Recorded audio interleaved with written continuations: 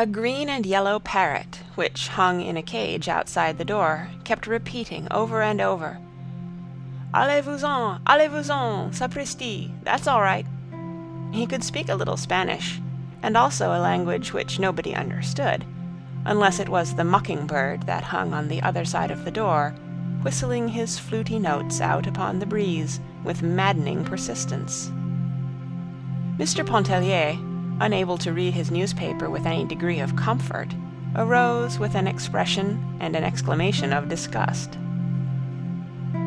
He walked down the gallery and across the narrow bridges which connected the Lebrun cottages one with the other. He had been seated before the door of the main house. The parrot and the mockingbird were the property of Madame Lebrun, and they had the right to make all the noise they wished. Mr. Pontellier had the privilege of quitting their society when they ceased to be entertaining. He stopped before the door of his own cottage, which was the fourth one from the main building, and next to the last. Seating himself in a wicker rocker which was there, he once more applied himself to the task of reading the newspaper. The day was Sunday. The paper was a day old. The Sunday papers had not yet reached Grand Isle. He was already acquainted with the market reports, and he glanced restlessly over the editorials and bits of news which he had not had time to read before quitting New Orleans the day before. Mr. Pontellier wore eyeglasses. He was a man of 40, of medium height and rather slender build. He stooped a little. His hair was brown and straight, parted on one side. His beard was neatly and closely trimmed. Once in a while he withdrew his glance from the newspaper and looked about him. There was more noise than ever over at the house. The main building was called the house, to distinguish it from the cottages. The chattering and whistling birds were still at it. 2 young girls, the Farival twins, were playing a duet from Zampa upon the piano. Madame Lebrun was bustling in and out, giving orders in a high key to a yard boy whenever she got inside the house, and directions in an equally high voice to a dining-room servant whenever she got outside. She was a fresh, pretty woman, clad always in white with elbow sleeves. Her starched skirts crinkled as she came and went. Farther down, before one of the cottages, a lady in black was walking demurely up and down, telling her beads. A good many persons of the pension had gone over to the Chenière Caminada in Baudelaire's lugger to hear Mass. Some young people were out under the water oaks playing croquet. Mr. Pontellier's 2 children were there, sturdy little fellows of 4 and 5. A quadroon nurse followed them about with a far-away, meditative air. Mr. Pontellier finally lit a cigar and began to smoke, letting the paper drag idly from his hand. He fixed his gaze upon a white sunshade that was advancing at snail's pace from the beach. He could see it plainly between the gaunt trunks of the water oaks and across the stretch of yellow chamomile. The gulf looked far away, melting hazily into the blue of the horizon. The sunshade continued to approach slowly. Beneath its pink-lined shelter were his wife, Mrs. Pontellier, and young Robert Lebrun. When they reached the cottage, the 2 seated themselves with some appearance of fatigue upon the upper step of the porch, facing each other, each leaning against a supporting post. "What folly to bathe at such an hour in such heat!" exclaimed Mr. Pontellier. He himself had taken a plunge at daylight. That was why the morning seemed long to him. "You are burnt beyond recognition," he added, looking at his wife as one looks at a valuable piece of personal property which has suffered some damage.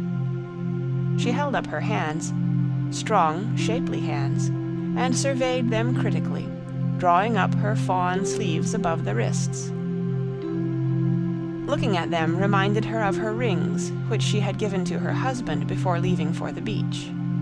She silently reached out to him, and he, understanding, took the rings from his vest pocket and dropped them into her open palm. She slipped them upon her fingers, Then, clasping her knees, she looked across at Robert and began to laugh.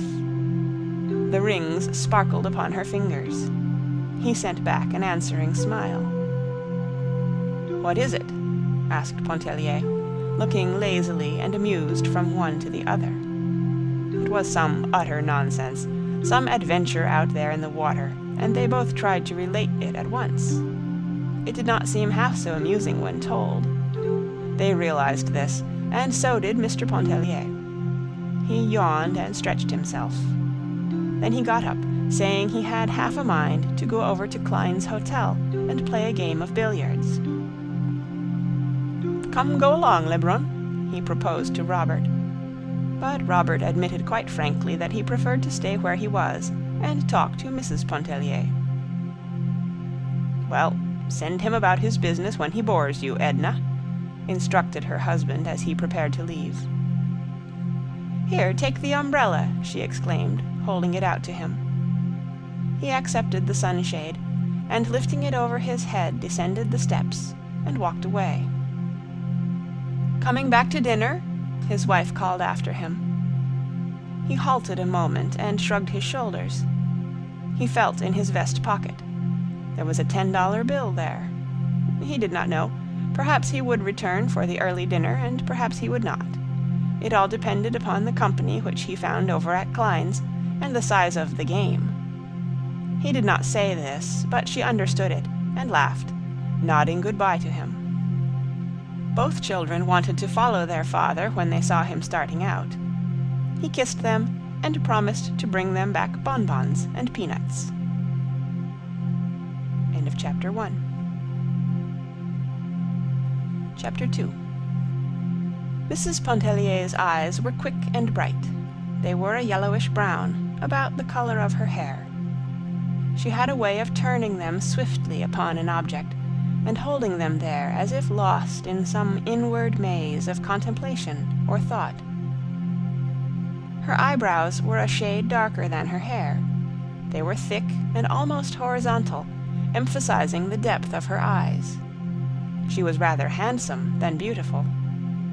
Her face was captivating by reason of a certain frankness of expression and a contradictory subtle play of features. Her manner was engaging. Robert rolled a cigarette. He smoked cigarettes because he could not afford cigars, he said. He had a cigar in his pocket, which Mr. Pontellier had presented him with, and he was saving it for his after-dinner smoke. This seemed quite proper and natural on his part. In coloring, he was not unlike his companion. A clean-shaved face made the resemblance more pronounced than it would otherwise have been. There rested no shadow of care upon his open countenance. His eyes gathered in and reflected the light and languor of the summer day. Mrs. Pontellier reached over for a palm-leaf fan that lay on the porch and began to fan herself, while Robert sent between his lips light puffs from his cigarette. They chatted incessantly about the things around them, their amusing adventure out in the water. It had again assumed its entertaining aspect. About the wind, the trees, the people who had gone to the Chenier, about the children playing croquet under the oaks, and the Farival twins, who were now performing the overture to The Poet and the Peasant. Robert talked a good deal about himself. He was very young, and did not know any better. Mrs. Pontellier talked a little about herself for the same reason. Each was interested in what the other said. Robert spoke of his intention to go to Mexico in the autumn, where fortune awaited him. He was always intending to go to Mexico, but some way never got there. Meanwhile, he held on to his modest position in a mercantile house in New Orleans, where an equal familiarity with English, French, and Spanish gave him no small value as a clerk and correspondent. He was spending his summer vacation, as he always did, with his mother at Grand Isle.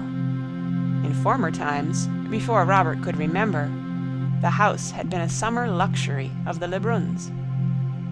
Now, flanked by its dozen or more cottages, which were always filled with exclusive visitors from the Quartier Français, it enabled Madame Lebrun to maintain the easy and comfortable existence which appeared to be her birthright.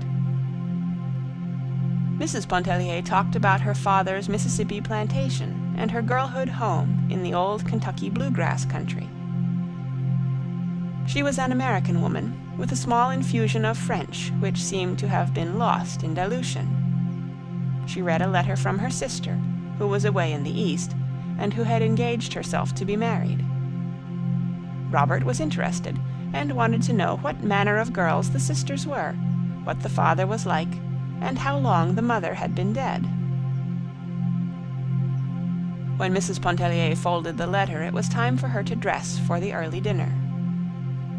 "I see Léonce isn't coming back," she said, with a glance in the direction whence her husband had disappeared.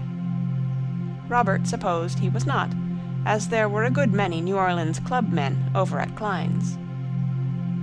When Mrs. Pontellier left him to enter her room, the young man descended the steps and strolled over toward the croquet players, where, during the half-hour before dinner, he amused himself with the little Pontellier children, who were very fond of him. End of Chapter 2. Chapter 3. It was 11 o'clock that night when Mr. Pontellier returned from Klein's hotel. He was in an excellent humor, in high spirits, and very talkative.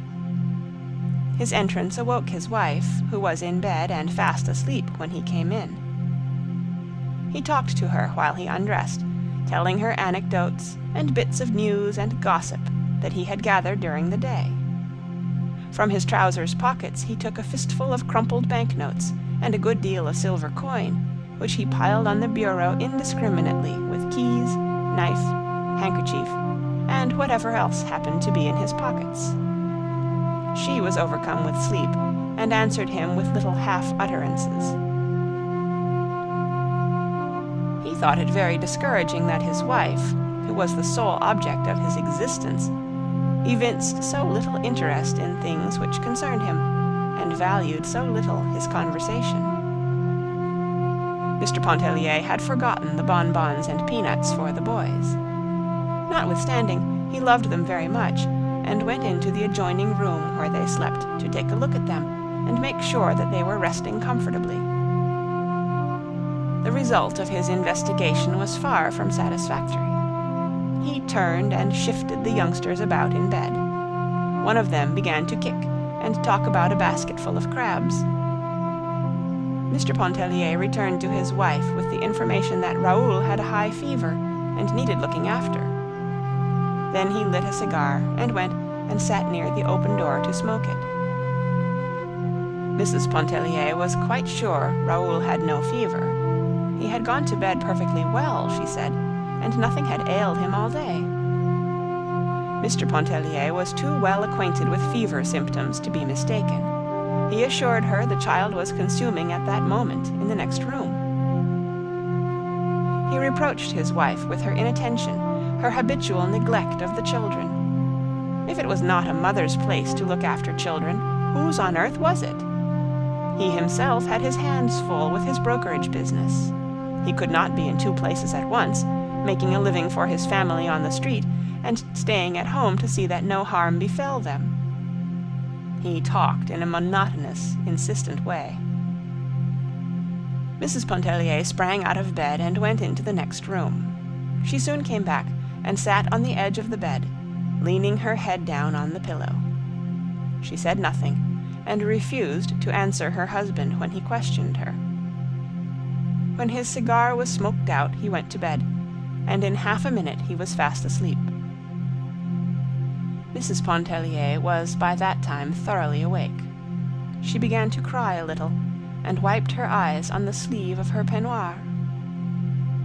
Blowing out the candle, which her husband had left burning, she slipped her bare feet into a pair of satin mules at the foot of the bed, and went out on the porch, where she sat down in the wicker chair and began to rock gently to and fro. It was then past midnight. The cottages were all dark. A single faint light gleamed out from the hallway of the house. There was no sound abroad except the hooting of an old owl in the top of a water oak, and the everlasting voice of the sea that was not uplifted at that soft hour. It broke like a mournful lullaby upon the night. The tears came so fast to Mrs. Pontellier's eyes that the damp sleeve of her peignoir no longer served to dry them. She was holding the back of her chair with one hand. Her loose sleeve had slipped almost to the shoulder of her uplifted arm. Turning, she thrust her face, streaming and wet, into the bend of her arm, and she went on crying there, not caring any longer to dry her face, her eyes, her arms. She could not have told why she was crying. Such experiences as the foregoing were not uncommon in her married life. They seemed never before to have weighed much against the abundance of her husband's kindness and a uniform devotion which had come to be tacit and self-understood. An indescribable oppression, which seemed to generate in some unfamiliar part of her consciousness, filled her whole being with a vague anguish. It was like a shadow, like a mist passing across her soul's summer day. It was strange and unfamiliar. It was a mood. She did not sit there inwardly upbraiding her husband, lamenting at fate, which had directed her footsteps to the path which they had taken. She was just having a good cry all to herself. The mosquitoes made merry over her, biting her firm round arms and nipping at her bare insteps. The little stinging, buzzing imps succeeded in dispelling a mood which might have held her there in the darkness half a night longer. The following morning, Mr. Pontellier was up in good time to take the rockaway which was to convey him to the steamer at the wharf. He was returning to the city to his business, and they would not see him again at the island till the coming Saturday. He had regained his composure, which seemed to have been somewhat impaired the night before. He was eager to be gone, as he looked forward to a lively week in Carondelet Street. Mr. Pontellier gave his wife half of the money which he had brought away from Klein's hotel the evening before. She liked money as well as most women, and accepted it with no little satisfaction. "It will buy a handsome wedding present for Sister Janet," she exclaimed, smoothing out the bills as she counted them one by one. "Oh, we'll treat Sister Janet better than that, my dear," he laughed, as he prepared to kiss her good-bye. The boys were tumbling about, clinging to his legs, imploring that numerous things be brought back to them. Mr. Pontellier was a great favorite, and ladies, men, children, even nurses, were always on hand to say good-bye to him. His wife stood smiling and waving, the boys shouting, as he disappeared in the old rockaway down the sandy road. A few days later a box arrived for Mrs. Pontellier from New Orleans. It was from her husband. It was filled with friandises, with luscious and toothsome bits. The finest of fruits, pâtés, a rare bottle or two, delicious syrups, and bonbons in abundance.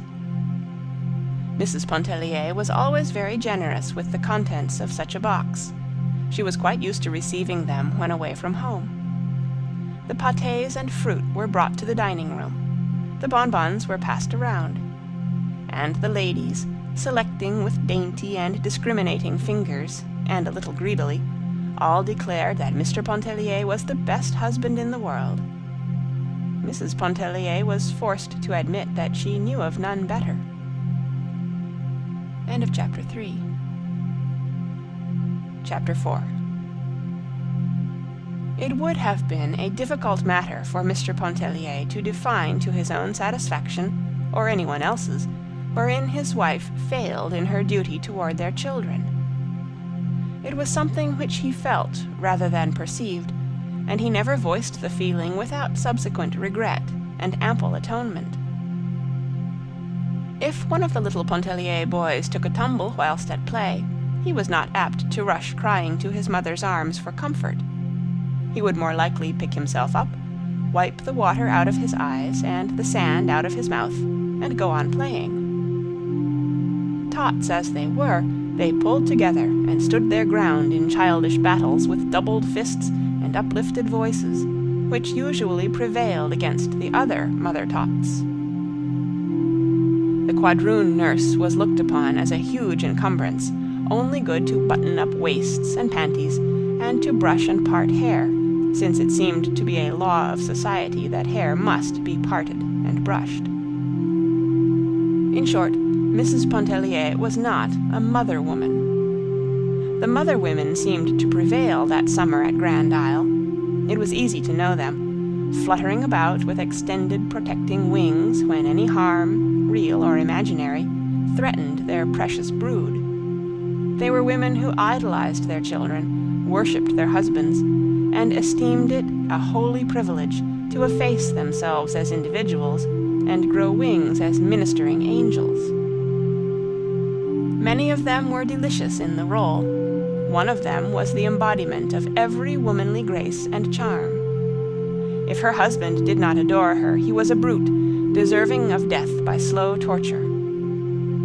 Her name was Adèle Ratignolle. There are no words to describe her save the old ones that have served so often to picture the bygone heroine of romance and the fair lady of our dreams. There was nothing subtle or hidden about her charms. Her beauty was all there, flaming and apparent. The spun gold hair that comb nor confining pin could restrain, the blue eyes that were like nothing but sapphires, 2 lips that pouted, that were so red one could only think of cherries or some other delicious crimson fruit in looking at them. She was growing a little stout, but it did not seem to detract an iota from the grace of every step, pose, gesture. One would not have wanted her white neck a mite less full, or her beautiful arms more slender.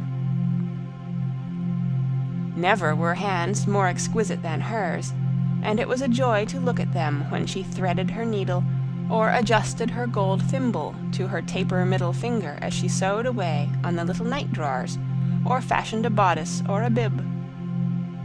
Madame Ratignolle was very fond of Mrs. Pontellier, and often she took her sewing and went over to sit with her in the afternoons. She was sitting there the afternoon of the day the box arrived from New Orleans. She had possession of the rocker, and she was busily engaged in sewing upon a diminutive pair of night drawers. She had brought the pattern of the drawers for Mrs. Pontellier to cut out, a marvel of construction, fastened to enclose a baby's body so effectually that only 2 small eyes might look out from the garment, like an Eskimo's. They were designed for winter wear, when treacherous draughts came down chimneys, and insidious currents of deadly cold found their way through keyholes. Mrs. Pontellier's mind was quite at rest concerning the present material needs of her children, and she could not see the use of anticipating and making winter night garments the subject of her summer meditations.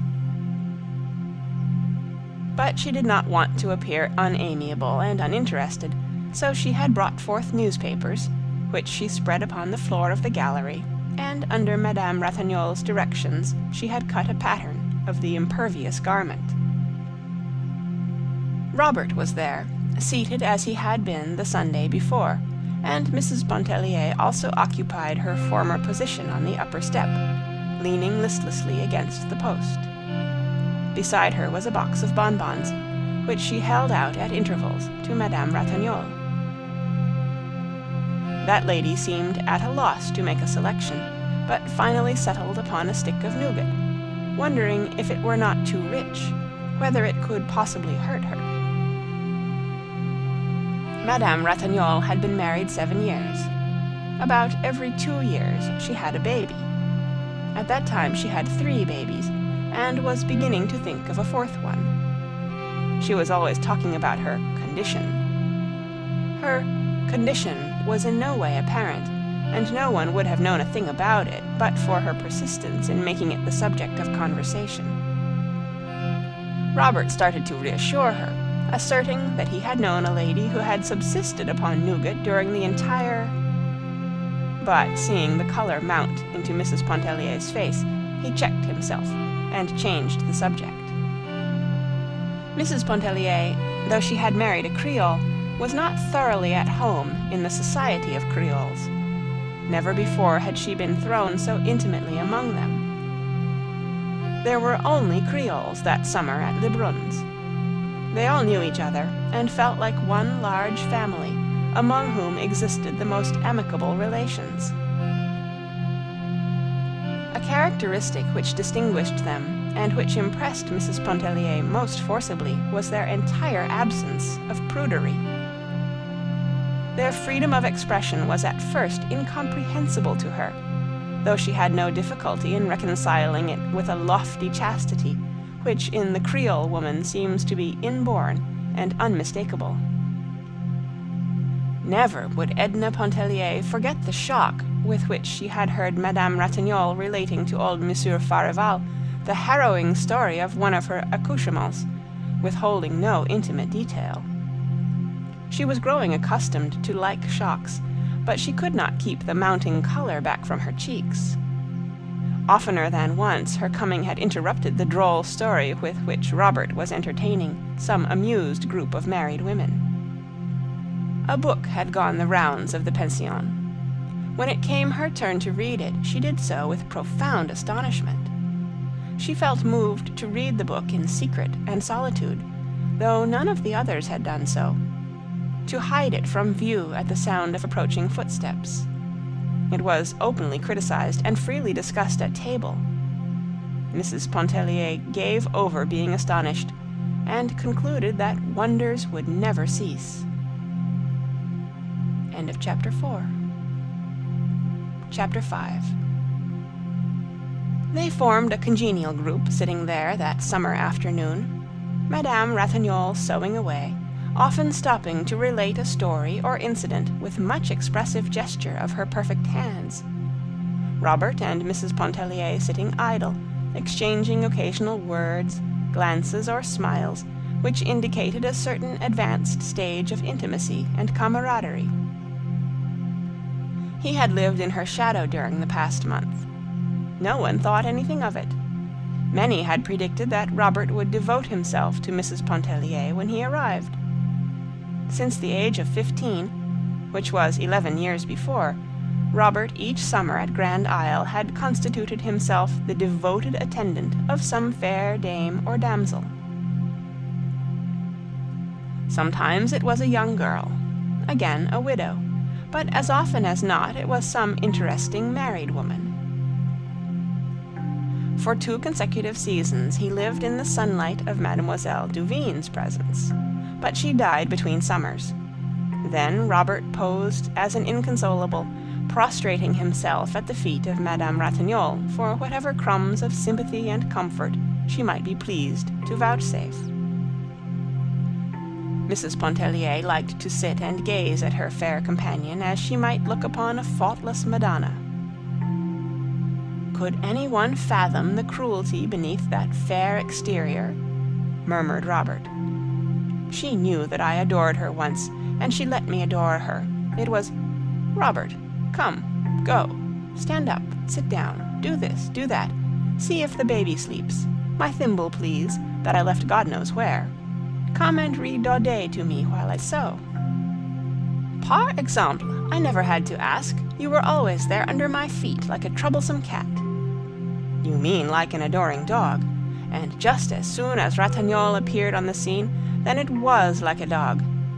Passez, adieu, allez-vous-en.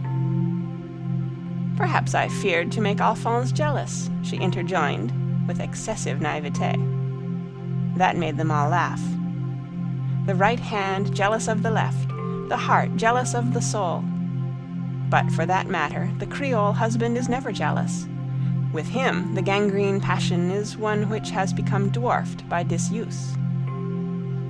Meanwhile, Robert, addressing Mrs. Pontellier, continued to tell of his one-time hopeless passion for Madame Ratignolle, of sleepless nights, of consuming flames till the very sea sizzled when he took his daily plunge, while the lady at the needle kept up a little running, contemptuous comment.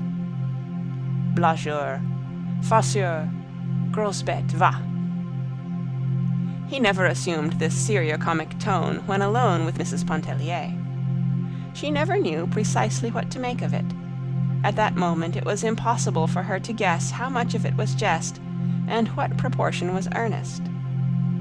It was understood that he had often spoken words of love to Madame Ratignolle, without any thought of being taken seriously.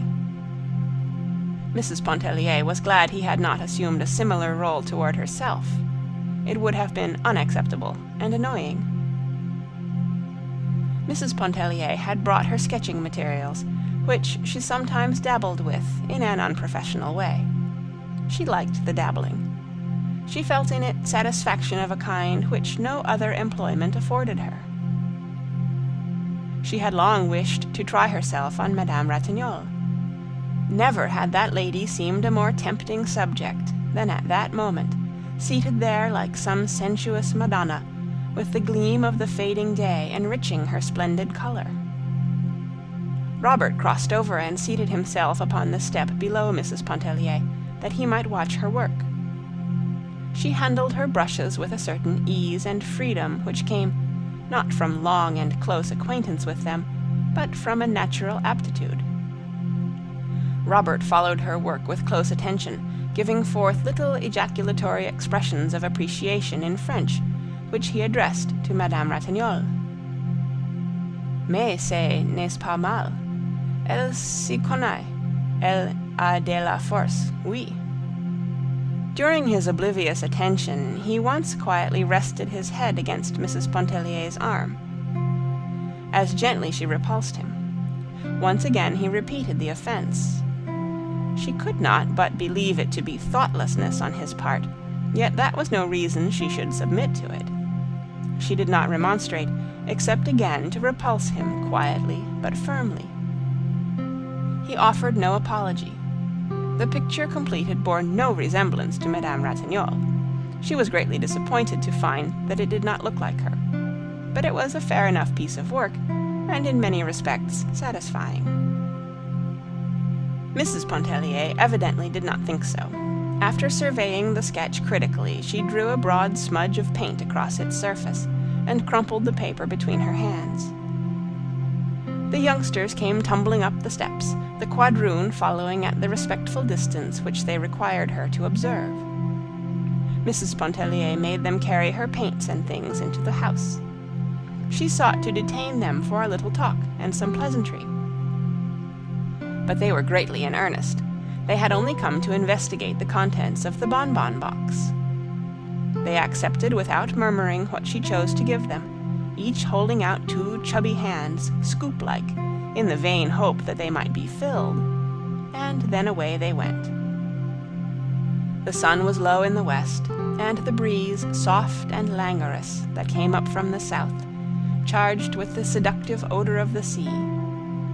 Children, freshly befurbelowed, were gathering for their games under the oaks. Their voices were high and penetrating.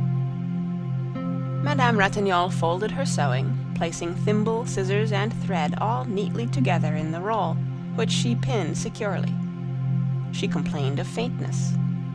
Mrs. Pontellier flew for the cologne water and a fan. She bathed Madame Ratignolle's face with cologne, while Robert plied the fan with unnecessary vigor. The spell was soon over, and Mrs. Pontellier could not help wondering if there were not a little imagination responsible for its origin, for the rose tint had never faded from her friend's face. She stood watching the fair woman walk down the long line of galleries with the grace and majesty which queens are sometimes supposed to possess. Her little ones ran to meet her. Two of them clung about her white skirts. The third she took from its nurse, and with 1,000 endearments bore it along in her own fond encircling arms. Though, as everybody well knew, the doctor had forbidden her to lift so much as a pin. "Are you going bathing?" asked Robert of Mrs. Pontellier. It was not so much a question as a reminder. "Oh, no," she answered, with a tone of indecision. "I'm tired. I think not."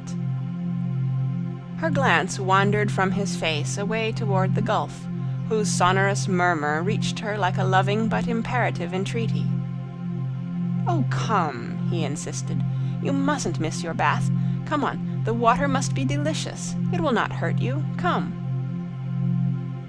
He reached up for her big, rough straw hat that hung on a peg outside the door, and put it on her head.